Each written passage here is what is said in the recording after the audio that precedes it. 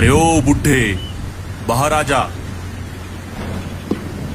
अरे चिल भाई, शेठ जी, आप इतनी रात को और इतनी तेज बारिश में यहाँ कैसे? और ये साथ में कौन है?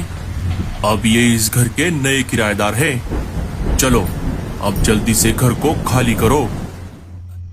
सुंदरबन जंगल से थोड़ी दूरी पर सहारा नाम का एक जंगल था। उस जंगल में एक चील ने एक बहुत बड़े पेड़ पर बहुत सारे घोंसले पंछियों को किराए पर दिए थे। चलो आज 1 तारीख है, सारे किराएदारों के घर उनसे किराए के पैसे ले लेता हूँ। चील पेड़ के पास आ जाता है। घोंसला जितना बड़ा और सुविधाओं से भरपूर होगा, उसका किराया उतना ही ज्यादा होगा। पेड़ के सबसे ऊपर सबसे बड़ा और आलीशान घोंसला था, जिसमें एक परदेसी पंछी अपने परिवार के साथ रहता था। चील सबसे पहले उस घोंसले के बाहर आता है और घर का दरवाजा खटखटाता है। परदेसी पंछी घर के बाहर आ जाता है। अरे चिल भाई, कैसे हो आप? ये लीजिए हमारा इस महीने का किराया। अरे वाह वाह वाह वाह, परदेसी जी, आपकी ये बात मुझे बहुत अच्छी लगती है। इस पेड़ पर जितने भी घोंसले हैं, उनमें सबसे ज्यादा किराया आपके घोंसले का है। फिर भी हर महीने आप अपना किराया समय पर देते हो। और दूसरी तरफ वो बुढ़ा बुड्ढी है जो सबसे नीचे वाले घोंसले में रहते हैं। आज पूरे 6 महीने हो गए, उन्होंने अब तक किराया नहीं दिया। जब भी मैं उनके पास किराया मांगने जाता हूँ, उनमें से कोई एक बीमार पड़ा रहता है और घर से बाहर निकाल दिया तो उस टूटे फूटे घोंसले के लिए नया किराएदार भी नहीं मिलेगा। वो सब हमें नहीं पता। आप जल्द से जल्द उन्हें घर से बाहर निकालो। उन दोनों की वजह से हम भी बीमार पड़ जाएंगे। हाँ चिल भाई, हमारे भी छोटे छोटे बच्चे हैं, हमें उनके बारे में भी सोचना होगा। कहीं मेरे बच्चों को उन दोनों की बीमारी लग गई तो हम क्या करेंगे? अगर मैंने उनको अभी घर से बाहर निकाल दिया तो मुझे मेरा 6 महीने का किराया नहीं मिलेगा और मेरा घोंसला खाली रह जाएगा। और अब तक मुझे नया किराएदार नहीं मिला है। मैं अभी जाकर देखता हूँ। आज मुझे मेरे पैसे मिल गए तो ठीक, नहीं तो जिस दिन मुझे नया किराएदार मिलेगा, उस दिन मुझे पैसे मिले या ना मिले, मैं उसी दिन उन्हें घर से बाहर निकाल दूंगा। इतना बोलकर चील वहाँ से निकल पड़ता है। एक एक करके वो बाकी सारे घोंसलों के पंछियों से किराए के पैसे ले लेता है।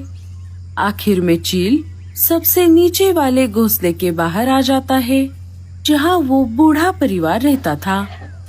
अरे ओ बुड्ढे, घर से बाहर निकल और मुझे मेरे किराए के पैसे दे दे।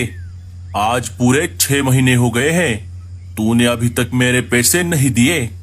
या तो मुझे मेरे पैसे अभी दे दे, नहीं तो मेरे घर से बाहर निकल।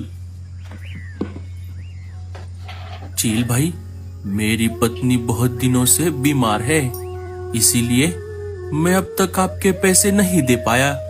लेकिन मैं जल्द ही कुछ काम ढूंढता हूँ और जैसे ही मुझे कोई काम मिल जाएगा, मैं आपके पैसे दे दूंगा। अगर मैंने इसे अभी घर से बाहर निकाल दिया तो मुझे मेरे पैसे नहीं मिलेंगे और नया किराएदार मिलने तक मेरा घोंसला भी खाली रहेगा। अरे चील भाई, क्या हुआ? आप कहाँ पर खो गए? ठीक है, अभी तो मैं चला जाता हूँ, लेकिन तू एक बात का ध्यान रखना कि जब तक मुझे नया किराएदार मिलता है, बस तब तक तुम यहाँ हो। जिस दिन मुझे नया किराएदार मिलेगा, उस दिन मैं तुझे घर से जरूर बाहर निकालूंगा। इसीलिए जल्द से जल्द पैसों का इंतजाम कर देना। चील वहाँ से चला जाता है। अजी, अब हम क्या करेंगे? मैं जरा बाहर जाकर कुछ काम ढूंढता हूँ। बूढ़ा पंछी काम की तलाश में यहाँ वहाँ भटक रहा था।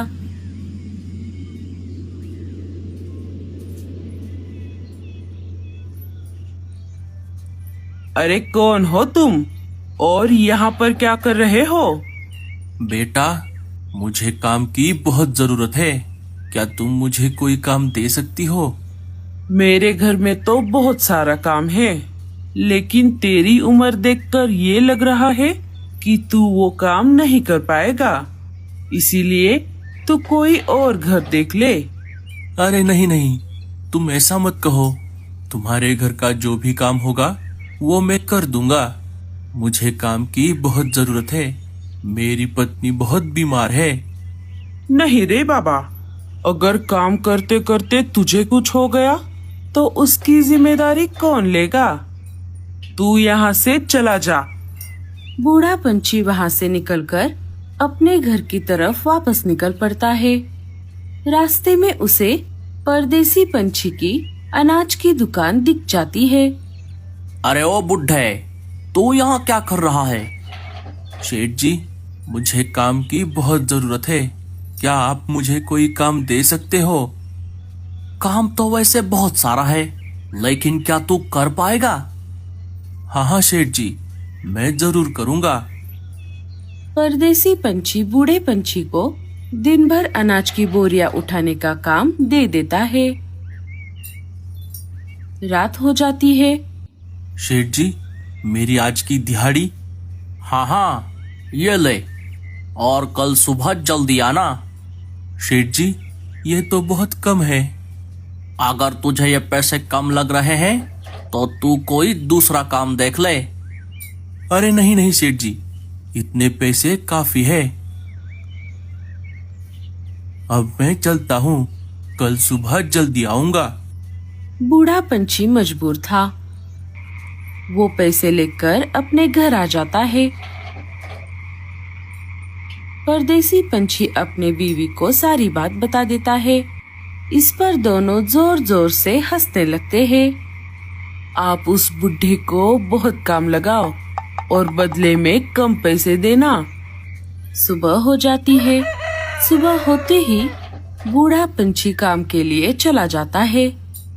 तभी थोड़ी ही देर में परदेसी पंछी का बेटा छुपन छुपाई खेलते हुए बूढ़े पंछी के घर में चला जाता है।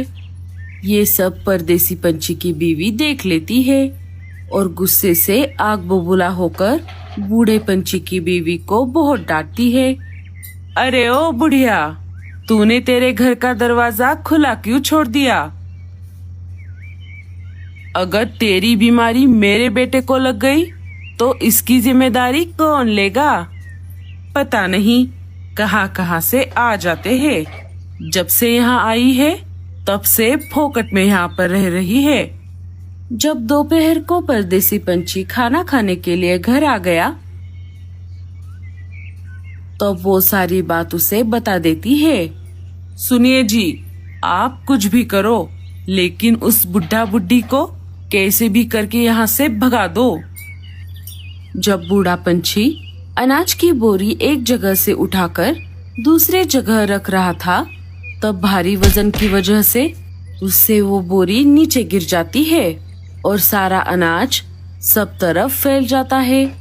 अरे ओ बुढ़े, ये तूने क्या कर दिया? सेठ जी, मुझे माफ कर दीजिए, मैं अभी ये सारा अनाज उठा लेता हूँ। अब ये सब रहने दे और यहाँ से चला जा। परदेसी पंछी बूढ़े पंछी को काम से निकाल देता है। रात हो जाती है। अचानक से जंगल में तेज बारिश शुरू हो जाती है। अरे ओ बुढ़े, बाहर आ जा। अरे चिल भाई, सेठ जी, आप इतनी रात को और इतनी तेज बारिश में यहाँ कैसे? और ये साथ में कौन है? अब ये इस घर के नए किराएदार हैं। चलो अब जल्दी से घर को खाली करो। अरे चिल भाई, आप ऐसा मत करो। अब इतनी रात को और इतनी तेज बारिश में हम कहाँ जाएंगे? मेरी पत्नी बहुत बीमार है चिल भाई। वो सब मुझे नहीं पता। चलो चलो जल्दी से घर को खाली करो। चिल उन दोनों की एक भी बात नहीं सुनता और उन्हें घर से बाहर निकाल देता है। अजी, अब हम कहाँ जाएंगे?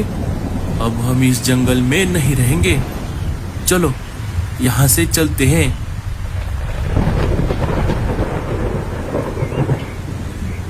बहुत देर तक उड़ने के बाद वो सुंदरबन जंगल में आ जाते हैं। सुनिए जी, वो देखिए, उस पेड़ पर एक घोंसला दिख रहा है। चलिए हम वहाँ पर जाकर उनसे मदद मांगते हैं।